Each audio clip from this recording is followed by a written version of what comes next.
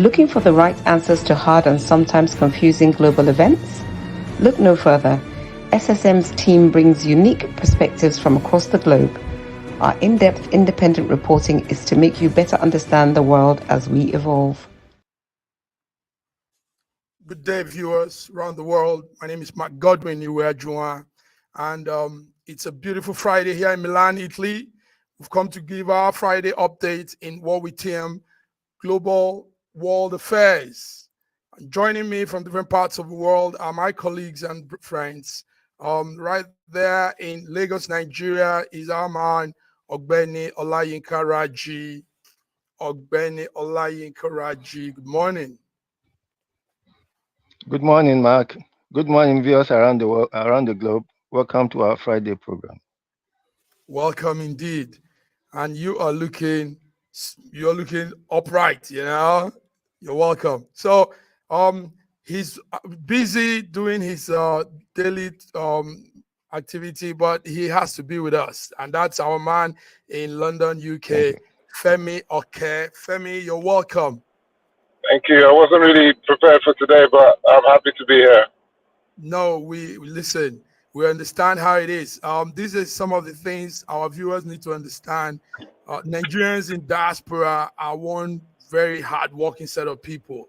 We wake up every morning, we find something to do, we do it with our hearts, we do it with our soul, and somehow we have become the social service that the Nigerian government doesn't give to the people. Is that not so, Femi? Absolutely. We help our families, we help our people, and that's because we're working here. I mean, you have to work, you have to wake up and do something. But we know a lot of people do that too in Nigeria. We've got to pay the bills. Yes, we have to pay the bills. So, guys, it's Friday, and it's the day that Hunter Biden is going to be by the end of this day, 7th of June. We will know what becomes of the president's son. That's American president's son, Hunter Biden. Hunter Biden is in the federal court on charges for gun possession. His trial actually is a funny one. He's having like 3 alleged offenses pertaining to purchase of gun in October 2018.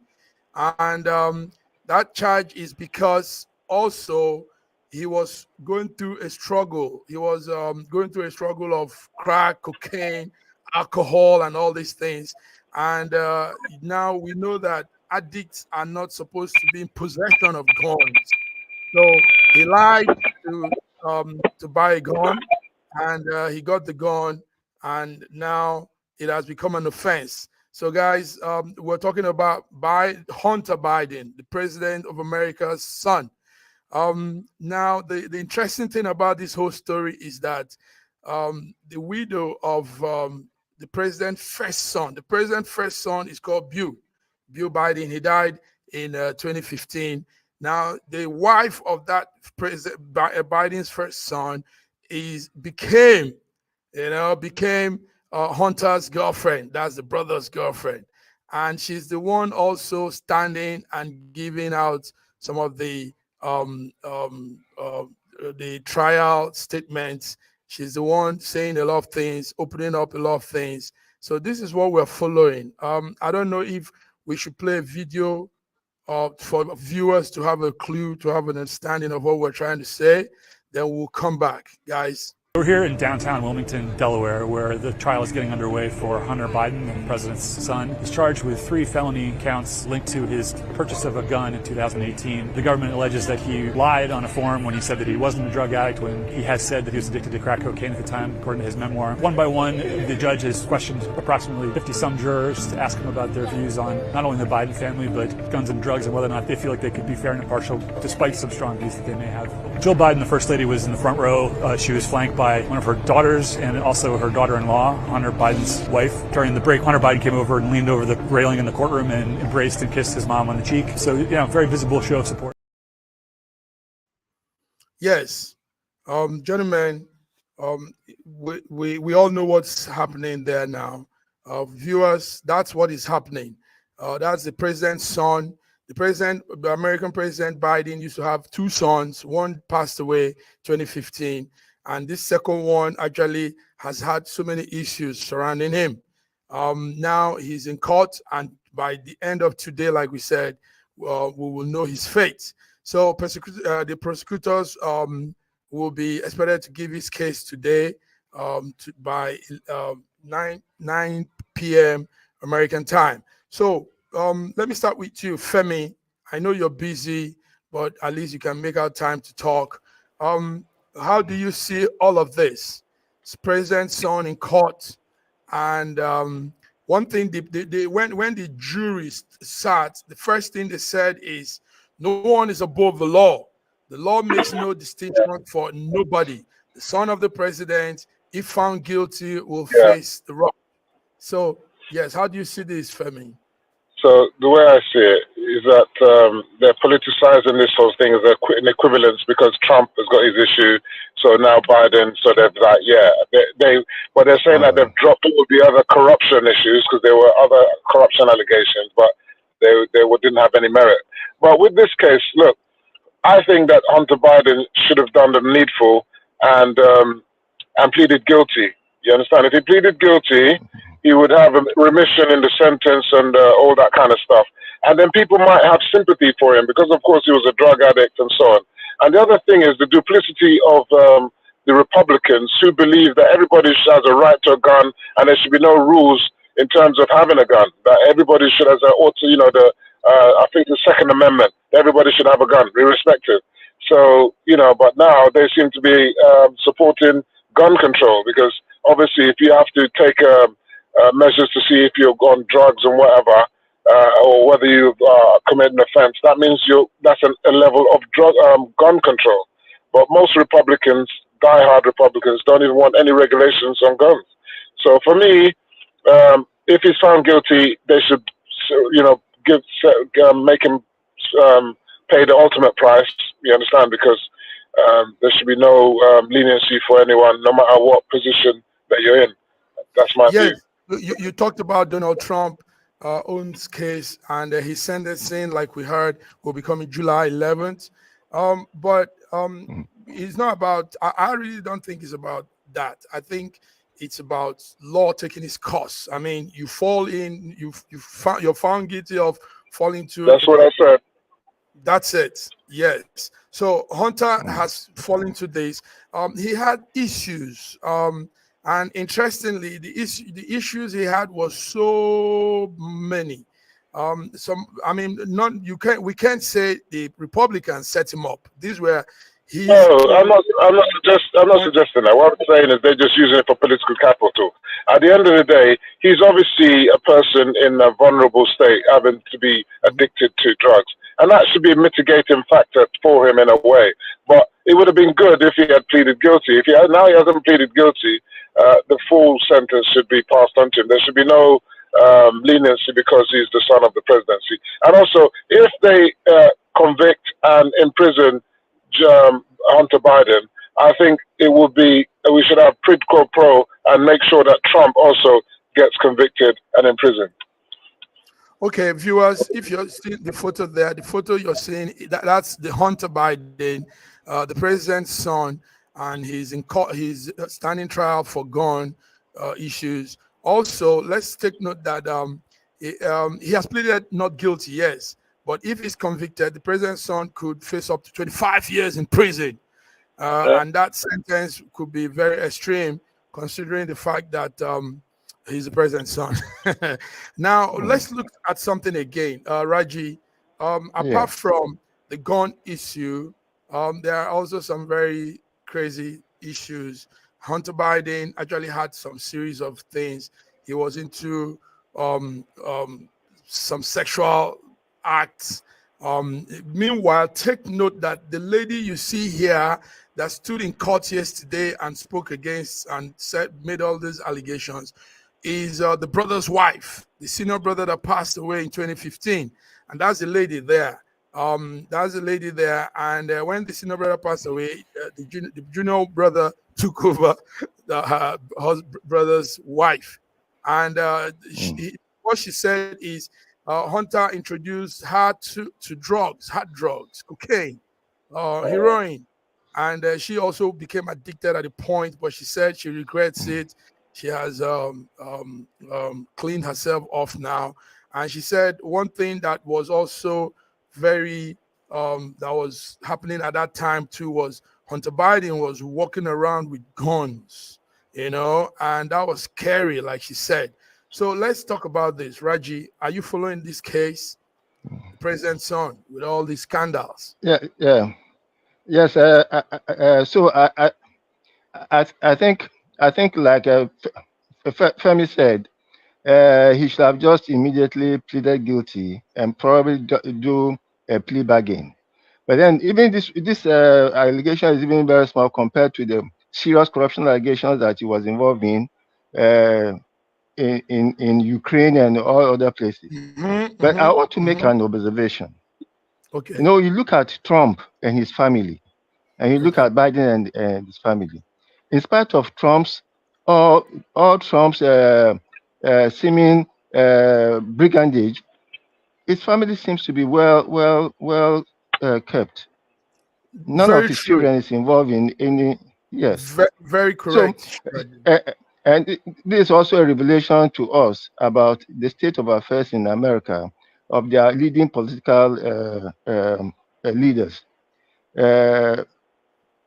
Between Biden and Trump, the coin is out now for the next presidency. And look at the families. Interestingly, Yes. what you just observed is a good one, Raji.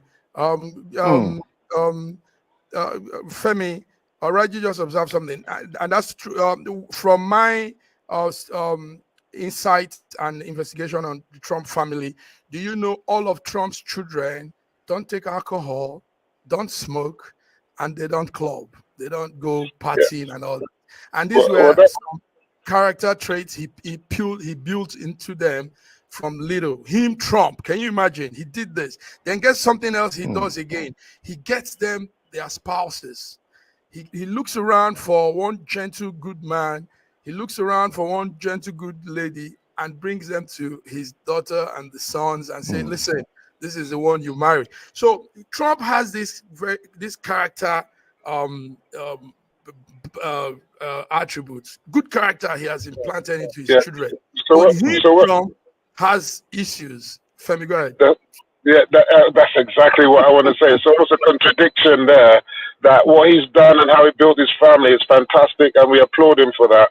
But when you look at him personally and the profanities that he opens his mouth and says, and the way that he behaves and his unhinged behavior, there's a complete contradiction there. But what is also striking is the similarities between what's happening with Biden and African culture. Because I know in some African cultures, when your brother's wife deceased, family members take on that wife. I didn't know that. I didn't know they did that in America too. So this is a strange one for me. I don't know whether it was intentionally or he manipulated her, but it's a quite interesting situation. Yes, no. If he had married her, that would have been in that line of that culture. It's a Jewish culture, actually. It goes back to back in time. African culture has nothing to do with the Jews. There's not many. We have it as well. Africans do it. But in his case, he didn't take her as a wife. He just had her as a girlfriend, and as a girlfriend. And that was it. Anyway, viewers, we are watching today, and by the end of the day, we will know what the jury and the court will be saying on Hunter Biden. Hunter Biden is standing on gun trial, and we will know how it ends. For me, I just want to say that, look, the evidence appears overwhelming. He should be found guilty, and the full weight of the law should apply. There should be no leniency whatsoever. I'm sorry. There shouldn't be no leniency whatsoever. That's how we're looking at it. But meanwhile, while all this is going on in Delaware, United States, the father is in France, not too far from me here. So, fellas, let's talk about the D-Day. The D-Day. There's a name called the D-Day. There's an event called the D-Day. Yes. Yeah. Let's make it easy for our viewers with some video clips so you can have an understanding of the D-Day and what happened yesterday while we were all in our corners. So let's see this clip from yesterday. Can I borrow some of your hair? My age, 100 years. Oh, 100 years. I love you. I love you. Seeing there, viewers, are pictures, a video of American President Biden meeting with some old, some veterans, some World War II soldiers. They are now old like him, and but these men fought on the D-Day, and we're coming to explain what that means. So let's see more clip from there.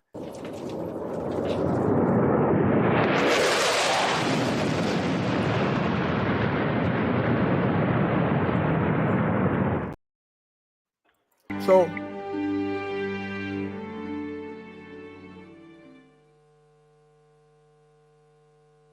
distinguished guests, what please welcome the Honorable Lloyd J. Austin.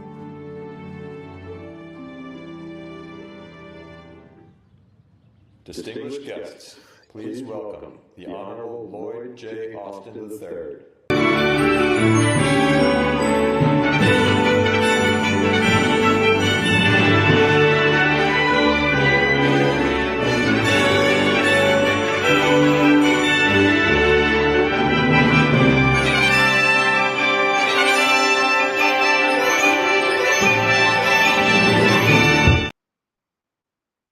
Yes, we're back. So what you've been watching is clips, snakes peek to yesterday's event, the D-Day.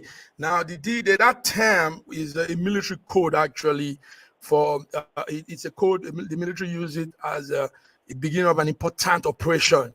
So the term is D. The D is for day, you know. So you could say day, you know. Actually, that's how it sounds. So June the 6th, 1944,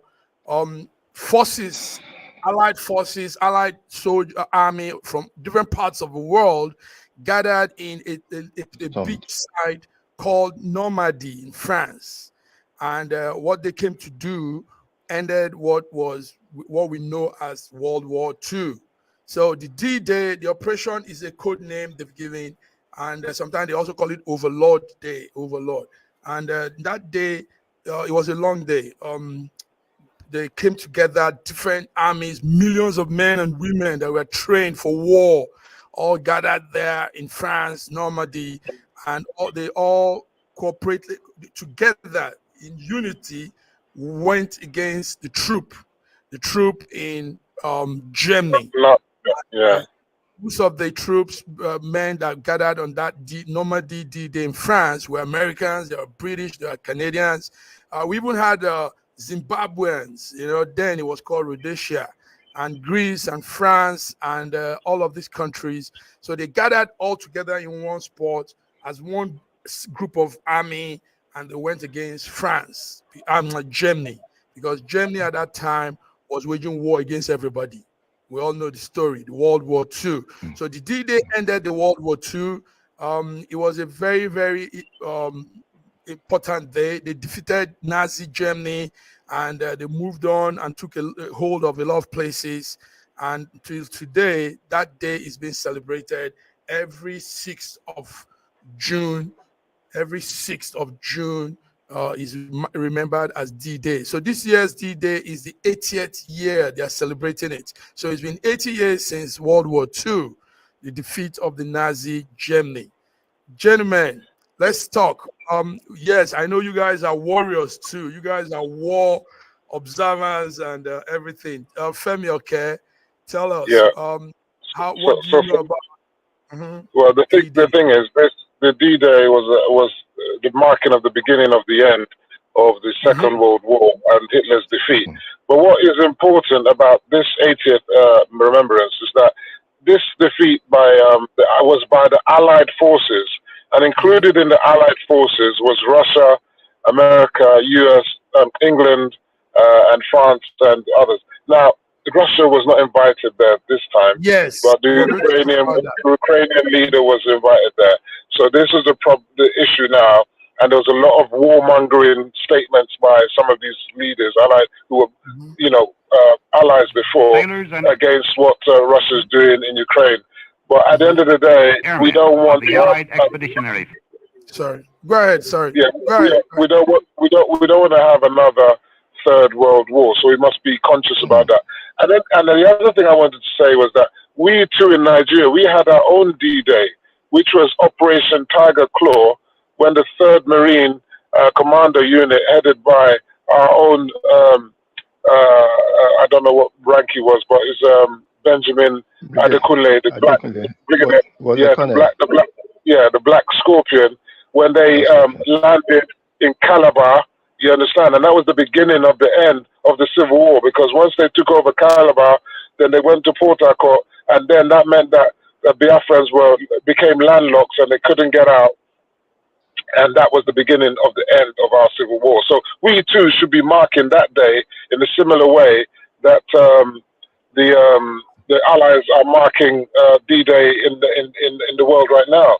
So because this is why a lot of people don't even know our history and how we saved ourselves from the quagmire of that Civil War, because it could have still been going on now, So while some are celebrating Biafra Liberation Day, I think that we as a nation should be celebrating the end of that Civil War as well, although we have a different day for it, but this was a pivotal day as well. Thank you very much, Femi. Before we go on, let's bring in welcome Armand.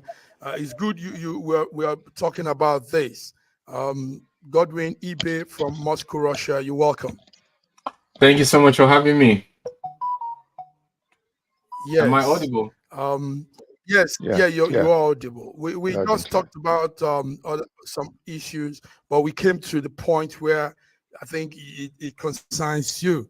We're talking about the D-Day. Now, viewers, while we're saying this in our update today, is because today is our global world affairs. So what we do on Friday is talk more on international news, global news around the world, and keep our viewers abreast with what's happening. So the D-Day, like we said, was the day, Femi just put it well, the day that ended everything concerning Second World War. Godwin, the D-Day was marked in France yesterday, Normandy. And the story, what we all know, those of us that follow history, what we know is that Russia took part in the D-Day. Russia had a very strong... No. Russia didn't take part. Let me correct you there. Russia... No. Listen. Listen. No, you didn't understand what I'm saying. Russia fought hard against the Nazis on that day too. Russia was fighting from the eastern side of the map. Yes, and Russia was very, very... I mean, it's a known fact. Russia has always also been celebrating that day with America in the time past until this event took place now, this Ukraine-Russia war. But Russia has always commemorated with the D-Day. Russia has always been there anytime they are celebrating it, because Russia also fought against Nazi Germany. So tell me, don't you know about this? You don't know? Yes. We don't call it Operation D-Day in Russia, and rightly so. And we celebrate May 9th, Victory Day, and we also do not call it World War II. We call it the Great Patriotic War. And the reason for this is very simple. Russia didn't just play any role in World War II. It played the major role. Because it paid the most price. It lost over 28 million people. And the war was fought on the Soviet Union territory. And it was the loss at Kursk that turned the tide and helped the Red Army fought the Nazi Germany down all the way to Berlin. So in Russia, it's not considered just Russia taking part. It's considered Russia playing the major role in both by effort, price, and the eventual pushing back of the Nazi soldiers all the way back to Berlin. Thank you. You put that right. What I wanted to do, because when you said no, Russia, I mean, that was like you didn't understand what I was saying. I understand. I'm just saying it because I too was shocked. I too was shocked why it's not called World War II in Russia. I didn't know this initially. But no one wants to call it that, you know. And then I began to ask questions, why don't you call it World War II? Because they say it's really not fair to us to call it that. Because it wasn't really, it was our war. Thank you. Let's welcome far away Toronto, our man, Sir George Chukwu. Sir George Chukwu, good morning. It's morning on your side, yeah? Yes, good morning, gangs, and good morning, viewers from around the world. Welcome to our show today. Thank you. Yeah, so it's a day after the D-Day here in Europe, and America was very involved. We were just talking about that, George, how what that day means and what happened, why it's still remembered to today, why they celebrate it. Leaders gathered yesterday, France, Germany, everybody was there, but we didn't see Russia. And what Biden said is that Russia is. These are the words. Godwin, these are not my words. These are Biden's words. He said Russia is playing. That Putin is playing. Putin is becoming a tyrant, and he's pushing, causing havoc in the world. These were his words when asked why Russia wasn't invited to Normandy, France, yesterday. George, D-Day, Canada was involved. Canada was also involved yesterday in the celebration, commemorating the day. George, what do you say about the D-Day? Well, I think it's a great remembrance day, you know, to remember those that passed away, and then also to ensure that such a thing never happens again, because we saw generations of people that were wiped away in that particular war. You know, that's the reason why when we commemorate these things, that's why we have to take a step backwards to think about, you know, the children that are being fatherless, and you know, the wives that are, you know, losing their husbands simply because of one individual coming up and saying, you know, I want to take over the world. So, I mean, I know there are conflicts all over the world and things like that, but I believe that negotiation should be the best way to go, rather than picking up the guns like what is happening right now, which almost all the countries, major countries that superpowers are guilty of. So, I mean, when they're celebrating these things, why then don't just sit down among themselves and discuss how to be able to bring the war between Russia and Ukraine, you know, to an end, because the people's lives are being lost, and these are the things that are happening in the world today. These are the things that are happening. Dr. Godwin, one important fact remains. Where does all of this war, Russia-Ukraine war, where does it take us to? Because as long as this whole thing keeps on, all we'll be having is retrogression. Economically, I tell you, no matter what we say, even if you say numbers are increasing, things are no. You can't have a bountiful life, prosperous life in war. You can't. People can't be happy in wartime. It's ridiculous to say numbers are increasing, GDP has grown.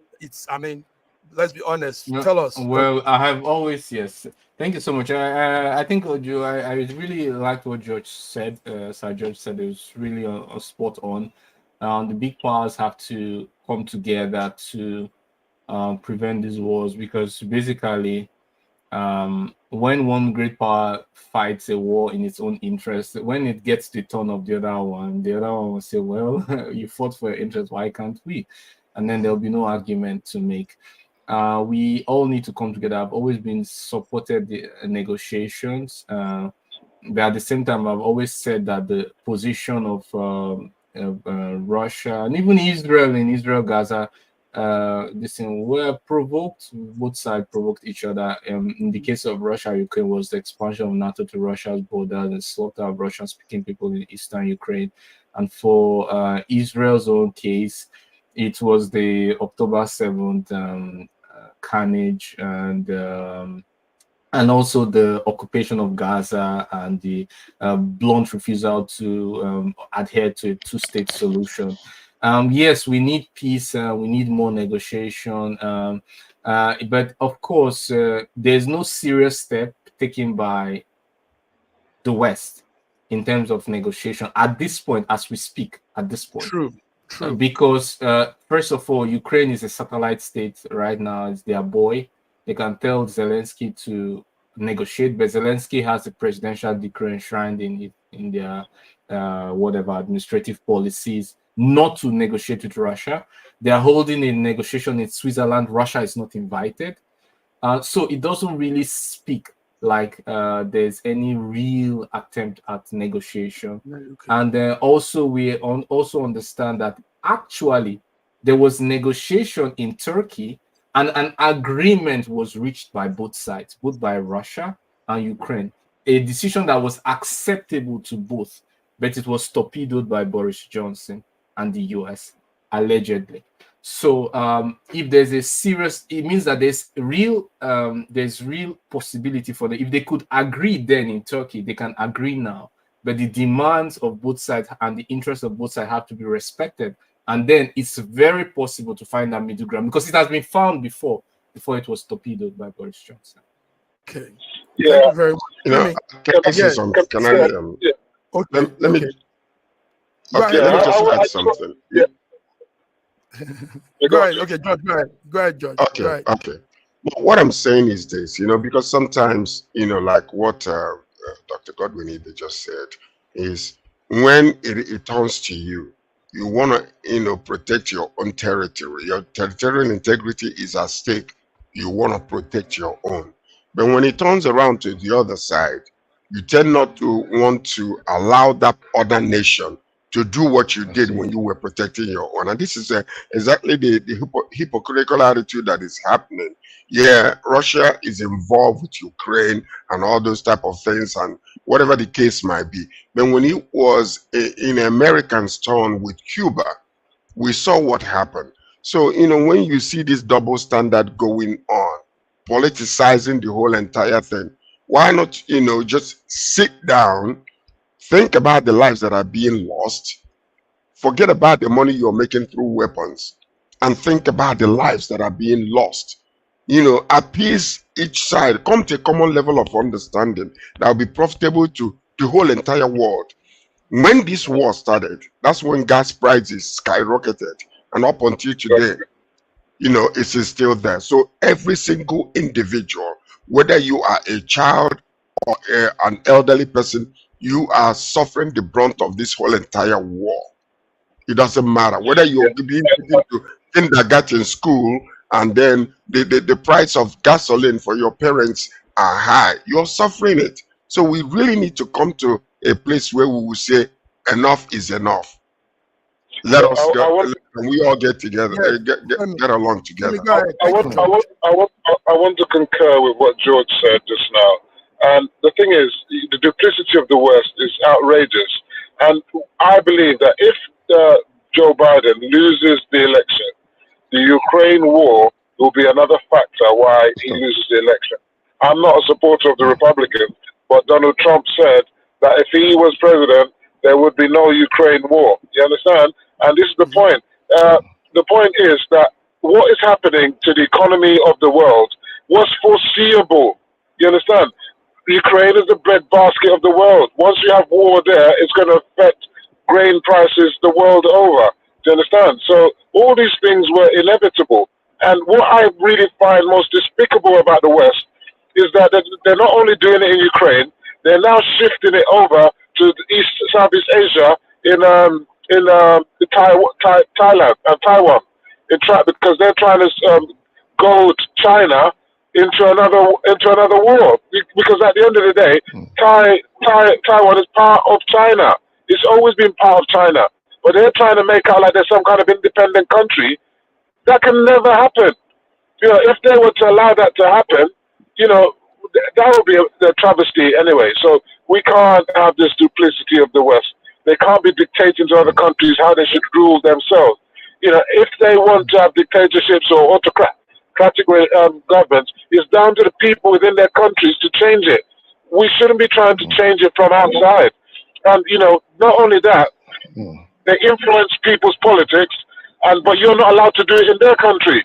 Look at what they're doing in Georgia. They're trying to say they shouldn't change their law to say that foreign people can't be sponsoring,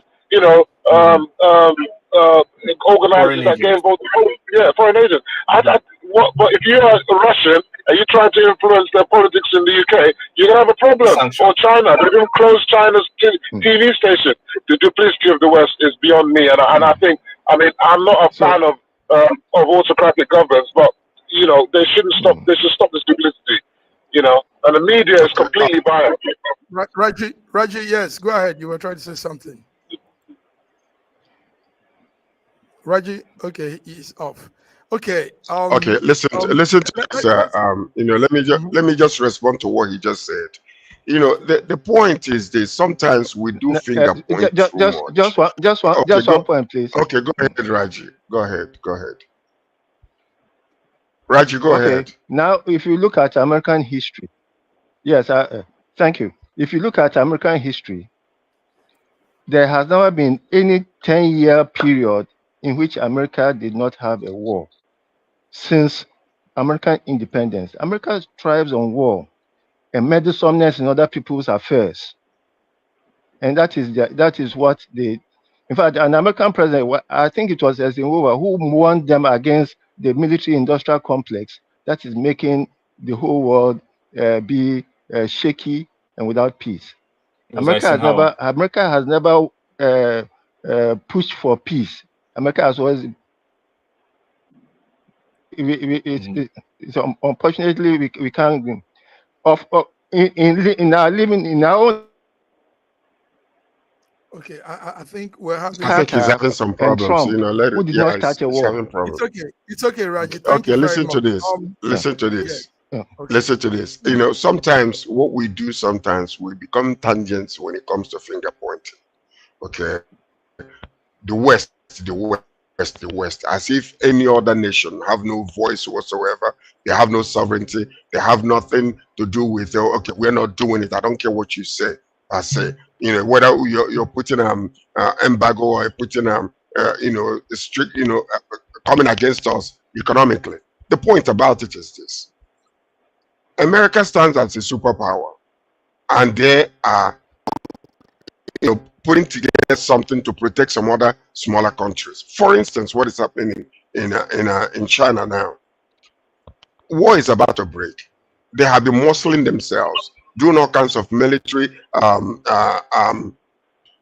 apparatus around, muscling, doing not only to Taiwan.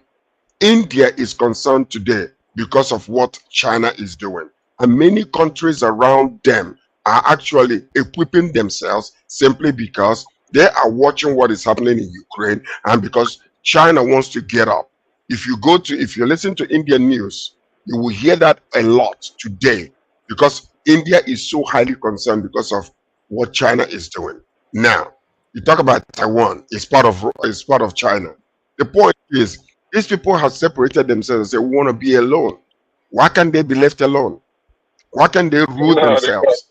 Why should you amalgamate? No, hold on. Why should you amalgamate them? Isn't it something that happened during the when Europe started dividing Africa? Isn't that something that happened? They came and chopped us. It's not the same. Tell me the main reason. I want to know the main reason why China is insisting. Okay, you go ahead, please. Before you tell him, Godwin, let's welcome our diva, BD Nana from Lagos, Nigeria. BD, you're welcome. It's Friday. Good morning, everyone. Thanks for having me. You're welcome. Yeah, good morning. Go ahead, Thank you, welcome. Yeah, so it's very far. It's absolutely not the same thing, because what we are speaking about is not even just the duplicity of the West. We are speaking about interference in external politics. Nobody is saying Taiwan is wrong or Taiwan is right, but what they are saying is that let Taiwan, let India, let the Philippines decide their future, their fate. By arming them, you are a major sponsor of the war. That is exactly what we are saying. And as Raji has pointed out, there's been no decade where the US is not a major sponsor in a war theater around the world. There's just no decade. You can say 10 years. And that major sponsorship of wars, it's always, we all cannot be naive to think that it's because of love for those people. It's a lie. It's for its own interest. For example, the interest of Taiwan now is that they are the semiconductor basket of the world. Once they lose that relevance, and meanwhile, America is not just protecting, it's not just how to say, pretending to protect them. America is also drawing all semiconductor industries to America at the same time, making a hedge so that if they need to dump them, they will not be at problem. They've invited Samsung, they've asked Intel to be making their advanced processing not at TSMC, but in America. They're making all arrangements to make sure that the advanced node processors of the future are no more produced in Taiwan or in South Korea, but on American soil, irrespective of the cost of labor.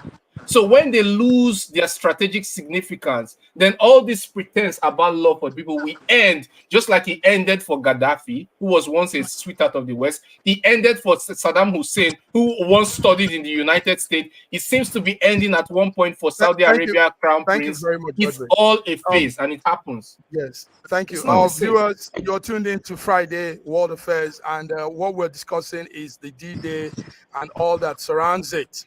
The D-Day was celebrated here in France, Normandy, yesterday. Everybody, more leaders were there.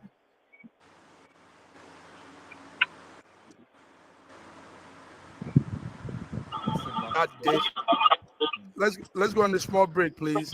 We'll be back in a few minutes, just some seconds. Thank you.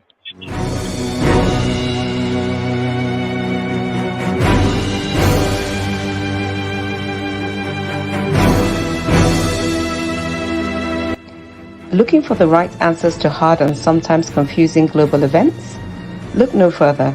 SSM's team brings unique perspectives from across the globe. Our in-depth independent reporting is to make you better understand the world as we evolve. In a world where news flies around every minute, you need the ability to relate and connect with what matters and stay up to date. Schengen Story Media News Echoes program is Africans in Diaspora and at Home's leading English news network, one of the most trusted, respected sources for news updates on current affairs as they affect global Africa.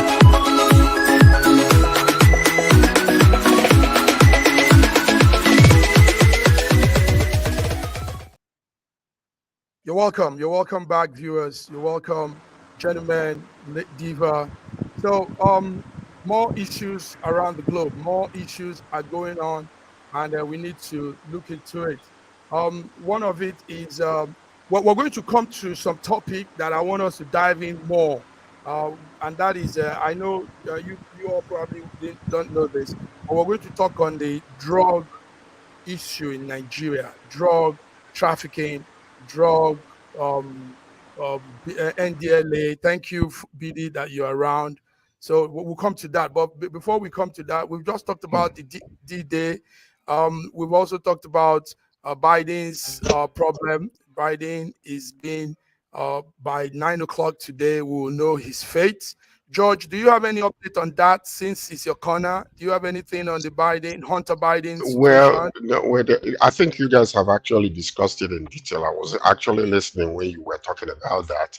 Yes. The sentencing will come very soon, and then the prosecutor, they're ending their case, possibly today, and then after that they will know the fate of what is really going on. So basically, that's all that is in there that I know of. That's all there is. I'm following and I don't want to waste time with that because you guys discussed it. Yes, thank you. I just wanted to hear a bit of what you just said because it's your corner.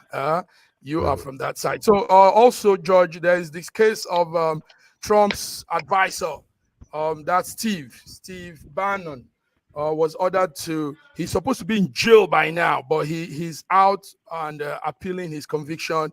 But yesterday, the court made it clear that Steve has to come back. He has to be has to start his sentencing. It's a 4-month in prison jail term that he had in 2022.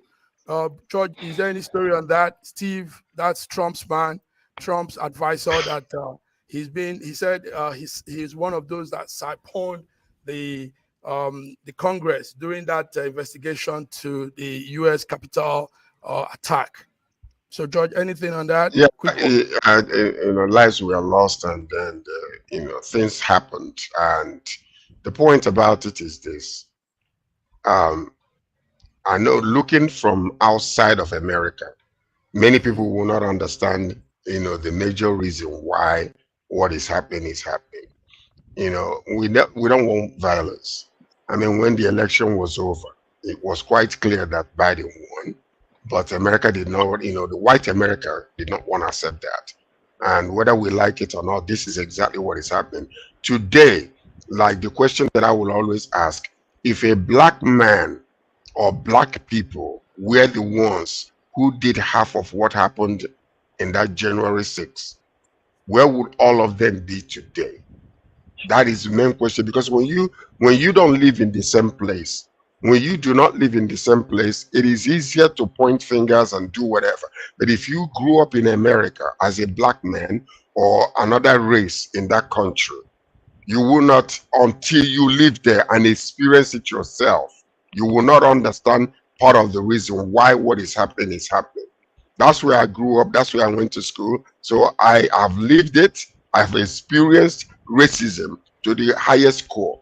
You know, when you come to Nigeria, we're living in bliss when it comes to tribalism and all those things. Until you get there and experience it yourself, when you know you qualify for a job, but the systemic racism that is taking place will put you down and remain there. You see people coming in, you train them, they become your bosses simply because. So this is what you are seeing. Trump is out today. Yes, Trump is a strong man. I've always liked Trump. I've always liked Trump personally. He's my man because he's my kind of person. But when you come to the whole general understanding of what is really happening, if he was a black man, Steve Bannon would have been in jail from the very word go. There is no mercy on that. Look at what happened in New York. Thank you. Look at what happened in New York. Thank Yeah, you, George. so you got to understand, you know, that's the main issue there. Thank you. Beautiful. You see, the viewers, you see what we do here, dissect the issue, make you understand it, because news could be going around and sometimes you're caught up. You don't even understand what they're saying. So thank you, George, for that knowledge you've put out. South African ANC, this morning, the president of South Africa, Ramaphosa, says, yes, ANC has lost the parliamentary election, but what he wants to do now is he's seeking for national unity government. So he wants to invite all the other parties to join him to form that unity government. I think we were talking about this last time. We said ANC has lost its hold. Femi, what was it you gave us? Tell us. Ramaphosa says unity government. Yeah, he wants to do a unity government, but it's going to be difficult for him to find the right partners because the Democratic Alliance, that party, they may not want to join with him. He might not want to be with them. So he's going to be between the economic freedom fighters and the MK. In fact, they were formerly part of ANC anyway, so they would want to be part of the government. But we'll have to wonder what price will they be saying that government has to pay in order for them to be part of the coalition. So, and I think in the South African situation, with the corruption allegations and the way the economy has been going and the hardship for most of the black people, I think I can see there's going to be an alliance with the EFF and MK to really radicalize things in that country. I don't know what that's going to do to the economy and confidence when you think about what happened in Zimbabwe. So we got shaky times ahead in South Africa, and it may it may affect them. But if level heads are allowed to reign, then maybe they can manage it properly. Okay, BD, we know you also follow the African news. Do you think Ramaphosa will be able to gather this unity government? He's calling for it now. They've lost. ANC has lost its hold. We said it last time. So, BD, tell us what's your observation on this?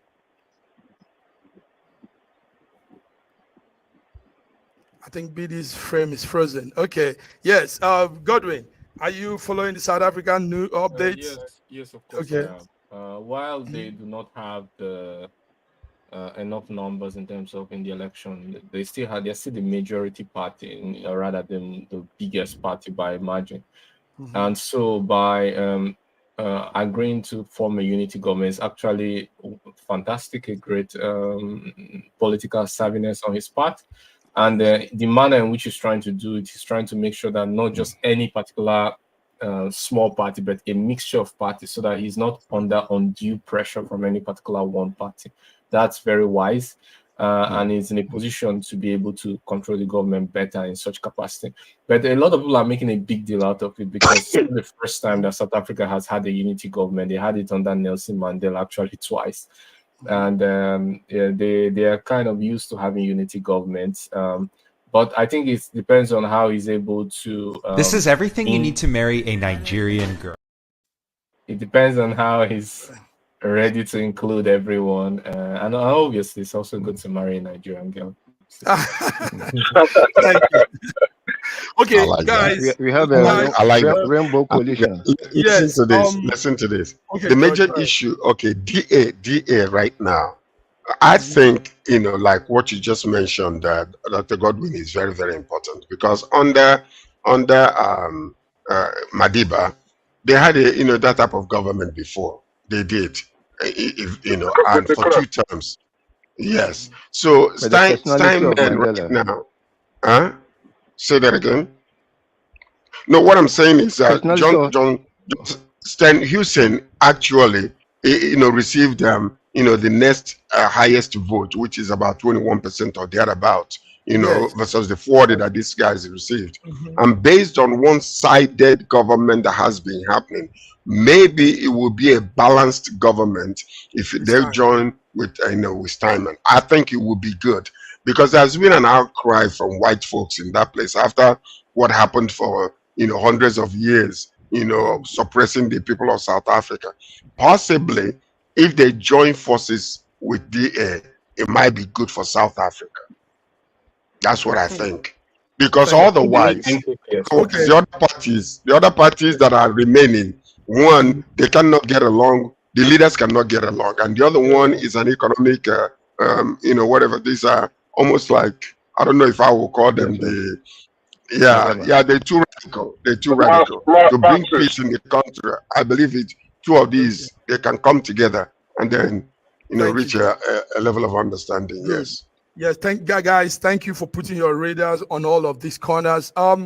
We want to have an update. I know this is global affairs, but BD, what is the state of the minimum wage? Yesterday was the deadline the presidency gave to the Minister of Finance. What has the Minister of Finance come up with yesterday?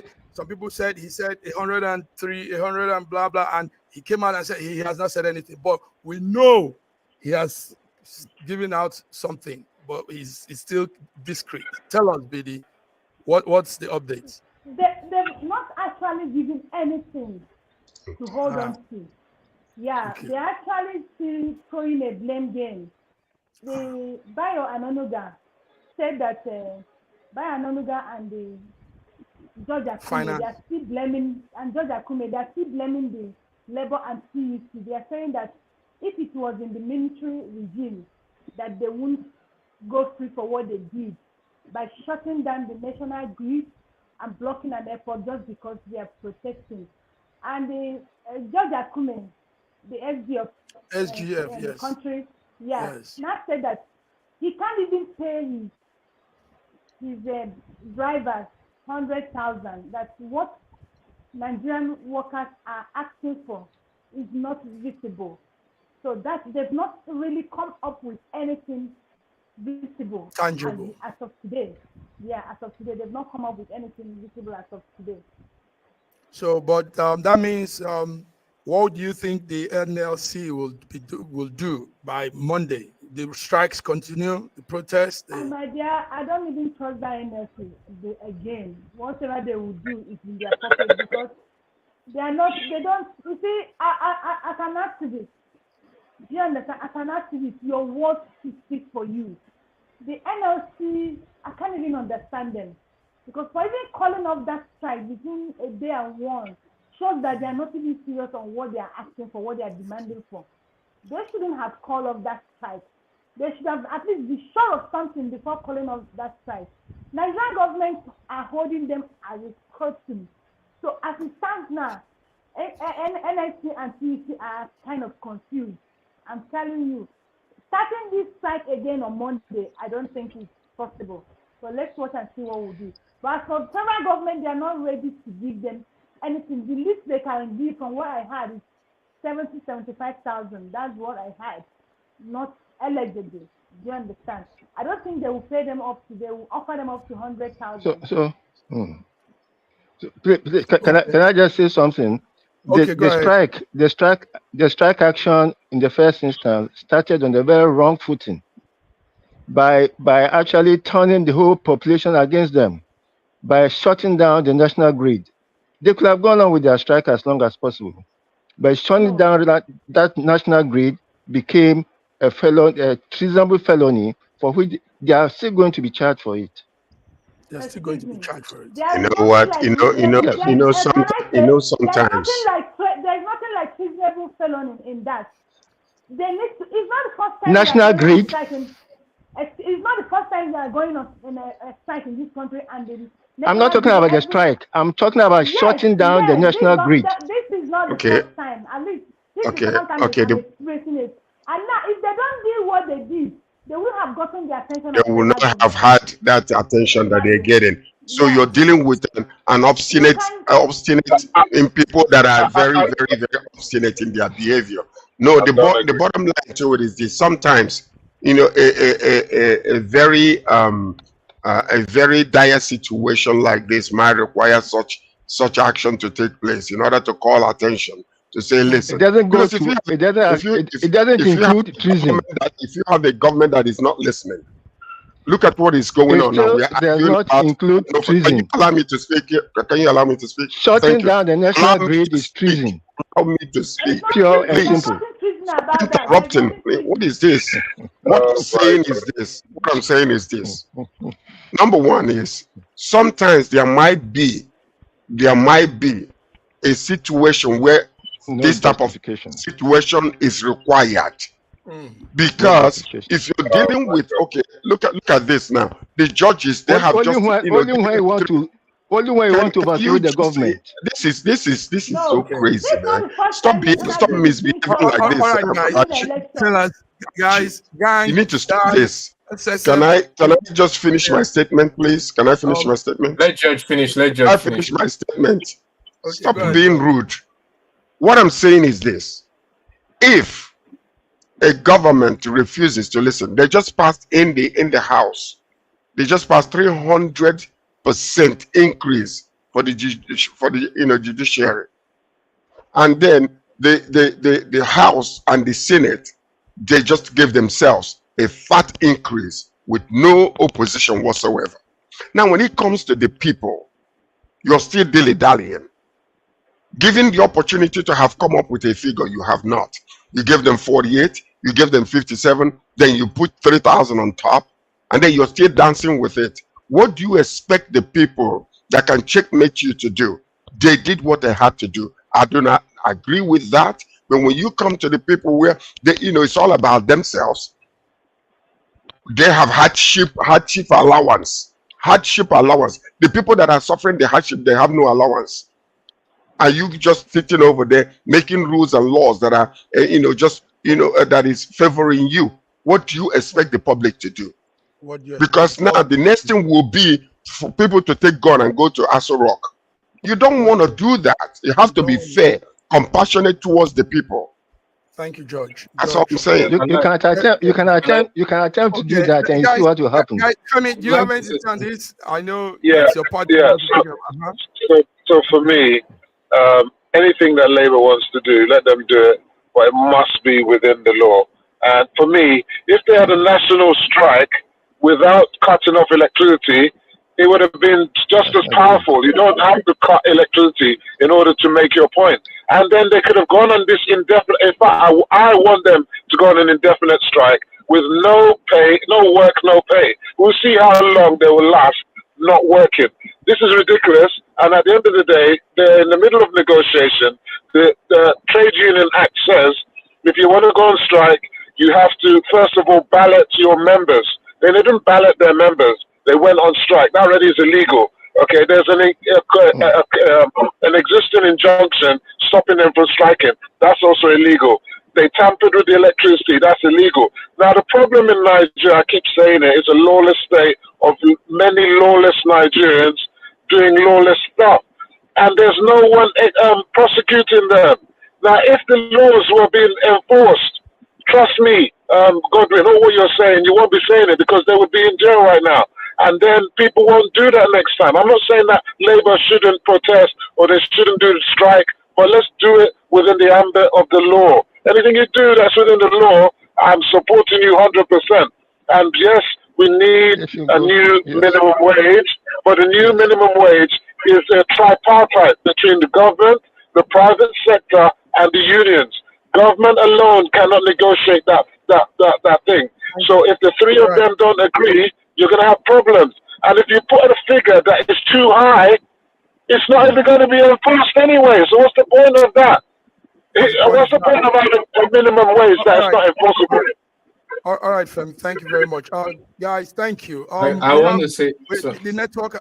You want to say something? Yeah, I wasn't allowed to speak on this topic. Minutes extra. Okay, go ahead. Yes, I do think that the NLC has the right to strike, obviously, but I'm wondering. I'm more concerned about the result of the strike. First of all, the strike does not bring any tangible, hasn't brought any tangible thing. For example, if you increase the price to 100,000, all you and companies that, and if companies cannot afford it, all you would have successfully done is increase the unemployment rate. Now, you need the country to be working. There's a lot of hunger, lots of mouths to feed. You can't shut down the national grid because who suffers? The people that you're striking to gain their attention, they can survive if you turn off the electricity grid for 1 month. They have generators, they have alternate power, they can put solar up, they have everything. But the people that suffer are the people who you pretend to protect. And those are the people that I don't want to suffer. So the first thing that should be more tangible things like reducing the price of fuel, reducing transportation costs, reducing electricity costs, and things that make the life of people better. If you can reduce that, then you increase automatically their disposable income, which is another way of increasing their salary without actually increasing it. So I think they shouldn't tamper with things that can affect the livelihood of majority of Nigerians if they truly care about them. Wow, strong talk. Fellas, it's still Friday of Foreign Affairs, but let's look at something that also concerns us, Nigerians in diaspora and also Nigerians back home. George got angry that 90 billion was earmarked for Hajj pilgrim, like they call it. And something terrible happened in that midst. Yesterday, last night, these people you see there, 4 suspects were caught in the room in a hotel where they were lodged in, preparing to go for the Hajj with pallets of cocaine weighing about 2.20 kilograms. They've swallowed up and they were waiting to take the flight. Now they are going on a trip that we are sponsoring, and they are going also to sell drug out there. Now, can NDLA stands for, like you all know, National Drug Law Enforcement Agency. Can NDLA really fight the drug issue in Nigeria? So we're talking hard drug, cocaine. We're talking hard drug trafficking in Nigeria and how it affects people, how it affects our economy, how it affects everything. Yes, we're talking drugs. So guys, let me hear you. This is what happened last night. It was a big raid in the hotel where they were. So, and what that means is they've been doing this. When people go to Hajj, some people put in this thing in their stomach, take to Hajj and sell. Because Hajj is also saying, Saudi Arabia is also saying, other Hajj people do same thing. They come from different corners of the world to the Hajj with drugs on them. So we're now putting our focus on Nigeria. Femi, we know that the chairman and chief executive of NDLA, Ahmed Buba Marwa, he's my old boy. He went to the same secondary school.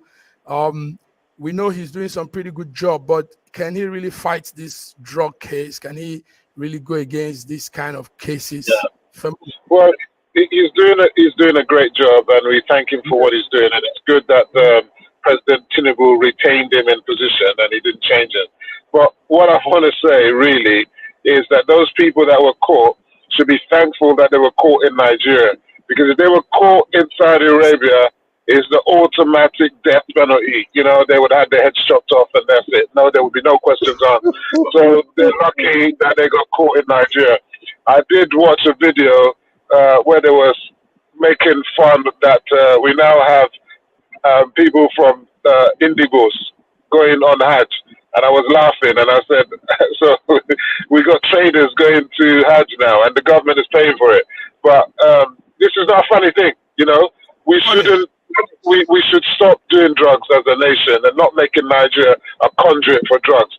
But, you know, NDLA, if those NDLA people wanted to be really horrible, they could have let them go on that trip, knowing that they got the drugs, and then tipped them off in South Africa, in Saudi Arabia, and then let them get the death penalty. They could have done that. Thankfully, they didn't. So, yeah. Can I say something? Yes, George, I want to ask you this. 14% of Nigerians, they say, are presently engaged in hard drug abuse. 14%. And that number probably could be higher than that. So, George, do you think they can fight the war against drug in Nigeria?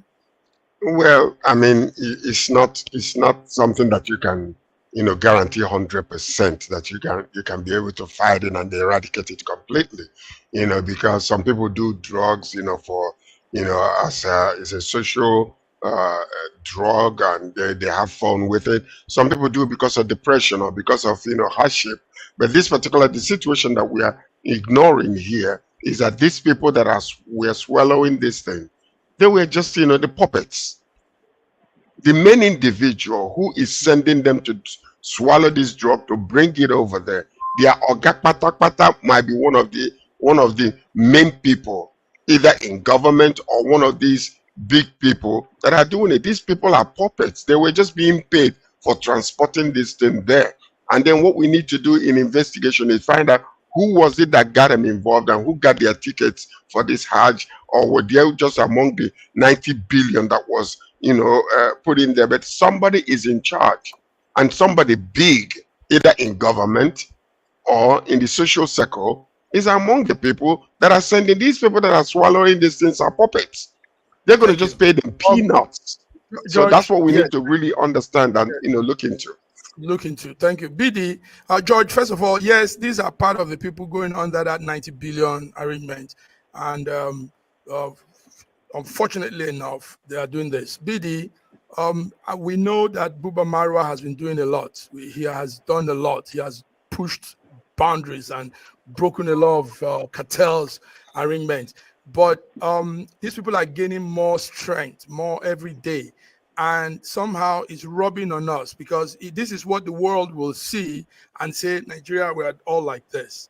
Bidi, what do you think can be done? How do you think this whole thing, I mean, what's a way to really stop, I mean, in a little way, what way could we put in to stop this? Oh, no. Go ahead. You're muted. Yeah. Okay. I like what he said. He said that this thing, the drug cartel, is actually growing. It shows that we have a breakdown of law and order, and the hardship in the society is becoming too much. Now, we should all learn to actually look at the root cause of things. You understand? What to warrant somebody who is going to a holy land to pray? I know that we are hypocrites, but aside that, what to warrant somebody who is going to a holy land to pray, to accept to carry drugs, if not hardship, if not poverty? Do you understand? What about greed? What about greed? What about greed? Yeah, greed too. Yeah, greed is part of it too. So we should look at those things that are fueling those greed, those poverty. Do you understand? Those are the things we should look at. If we tackle those things, this That's the only way we can reduce this thing. We can't reduce it by telling people, oh, don't carry drugs, don't do drugs, it's not good. But it's by making the life of people get better. That's the easiest way we can reduce it. Thank you very much. Billy has said it part. Anybody wants to say anything? Yeah, I want to say something. Look, Saudi Arabia is a very beautiful country. It's actually part of BRICS. And I would like to visit Saudi Arabia, but I would like to save on the cost of travel. What do you think? Do I join the Hajj? I think you should. Assalamu alaikum.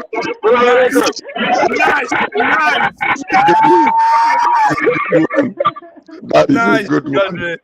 That's a good one. Listen, Godwin has brought it to a close. We have to go now, guys. That's it. That's it. That's yes, it. Godwin Thank you. Godwin, You lightened it up. You brought yes. thank you, Sit Godwin. That was a good one. sit on I it. value your advice. I value your Witty. advice. Alhaji Ibe. Yes. I'm wondering why Raji is not on that trip. I wonder why Raji. Why would I be on that trip? Why would you not? I'm not a Muslim. I'm not interested. With a name like Raji. Yes, All right, Raji. I've met a Reverend. Let's come Monday. I've met a Reverend Mohammed. Okay, let's come Monday. Thank you all for coming. Thank you all for coming. Go have a beautiful weekend. We'll see you on Monday. Viewers, thank you. It's been beautiful out here today. Have a nice weekend, guys. So some clips from the DJ again before we go. Clips from DJ.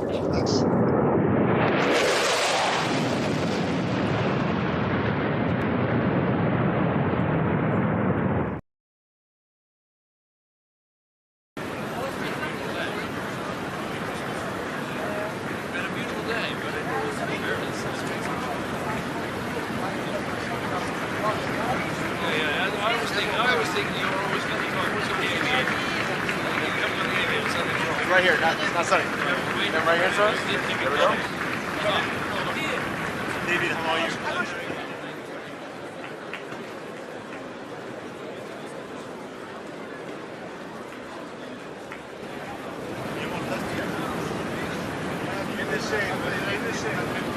Comme ça.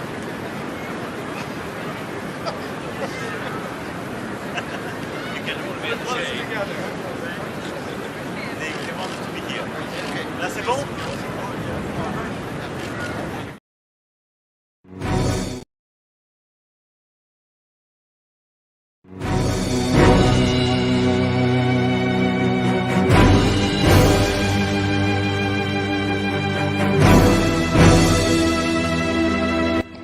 Looking for the right answers to hard and sometimes confusing global events?